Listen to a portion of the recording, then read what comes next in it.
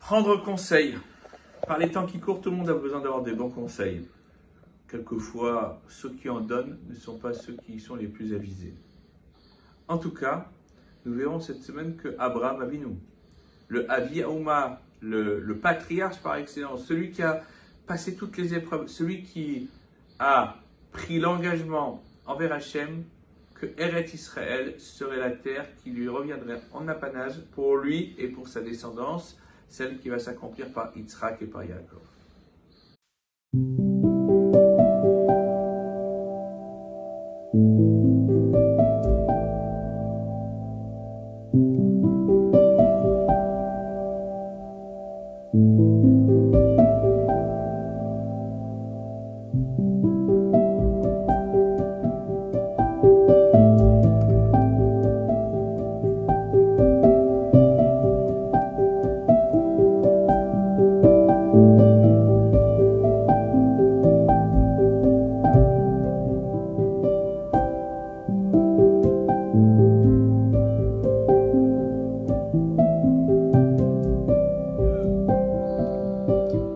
Dans cette paracha, nous verrons que, Abraham, après avoir pratiqué la Brit Mila, l'alliance, est en phase de cicatrisation, de guérison.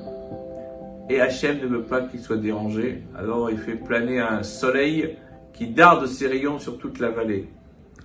Vayera elav Hachem be'elone Mamré. Hachem lui est apparu dans les plaines de Mamré. Rashi nous dit pourquoi est-ce que Mamré est cité, parce que c'est lui qui lui a donné le conseil de pratiquer la Brit Mila. Eshkol lui dit non, surtout pas, t'es âgé, t'as plein d'ennemis, ne le fais pas. Mamré lui a dit vas-y, fonce. Alors, ce conseil qui a été donné à Abraham sur la Mila, nos maîtres nous disent la chose suivante, au nom des Pirkei de Rabbi Eliezer.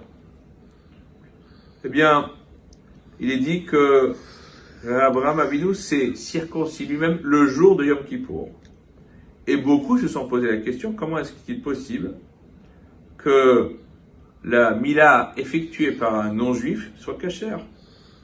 Or, la Mila, normalement, repousse le Shabbat, et elle ne peut pas s'effectuer par le biais de quelqu'un qui n'a pas la Torah.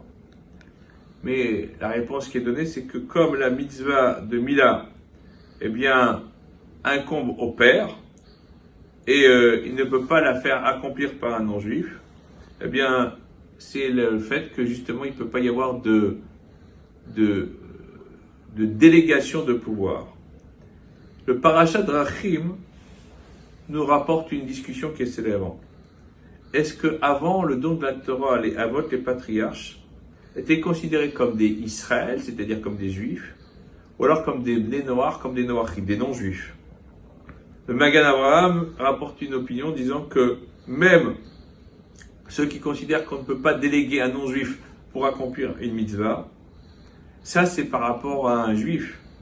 Mais par rapport à un Noachide peut agir par rapport à un autre Noachide, il peut être son délégué. Et dans ce cas-là, si la Mila de Abraham Avinu a eu lieu le jour de Yom Kippour, et elle est donc considérée comme une Mila qui s'effectue en son temps et le temps imparti, malgré tout, il est considéré comme la Mila effectuée par un Noachide et qui pourrait être effectuée par un non-juif. Et c'est seulement si on considère comme un juif que ça ne pourra pas être le cas. D'autres commentateurs se posent la question et disent que dans ce cas-là, il faut dire la bénédiction de Ala Mila et pas la moule, et pas faire la circoncision. Parce que justement, la mitzvah de Mila, elle peut être accomplie par un shaliach, par un envoyé. Donc le Moël dit Asher kideshanu mitzvah mitzvanu à la Mila, sur la mitzvah de circoncire. Mais c'est seulement si on peut la faire par le biais de quelqu'un d'autre. Le parashat de Rachim nous dit qu'en réalité, les Avot étaient considérés comme des juifs et pas comme des Noachides. Parce que Akadosh Baruch Hu, Dieu, a sorti Abraham de la fournaise ardente, et si on les avait considérés comme des Noachides, alors un Noachid n'a pas l'obligation de Kiddush Hashem. de donner sa vie pour sanctifier le nom de Dieu. Seul quelqu'un qui est assujetti aux règles de la Torah doit, dans certains cas bien définis, être prêt à donner sa vie pour la sanctification du nom de Dieu. Et le Rambam Maïmonide nous dit que quelqu'un qui n'en a pas l'obligation et qui le fait, eh bien, est considéré non seulement comme n'ayant pas accompli une mitzvah, mais comme ayant été en train d'attenter à sa propre vie. Et dans ce cas-là, Hachem n'a aucune raison de le sauver. Et de là, on voit que, nous dit le Parashat Drachim, les Avot étaient aussi déjà considérés comme des Bnei Israël, parce qu'ils accomplissaient la Torah de par leur nature. C'est vrai, Abraham a reçu un bon conseil, et il l'a suivi, et il nous a aussi donné un moyen de voir l'avenir avec espérance. Nos ancêtres nous ont appris que ce qui fait le propre d'Israël, c'est d'être des porteurs d'espérance, des porteurs de foi, des porteurs de flamme. Et c'est ce que nous essayons aujourd'hui d'accomplir, nonobstant les difficultés. Que ce Shabbat soit le Shabbat de la libération de tous les otages, et notamment des enfants, et que ce soit aussi le Shabbat où Israël et toute l'humanité puissent retrouver la paix. Amen, Keni Ratzon, Shabbat Shalom.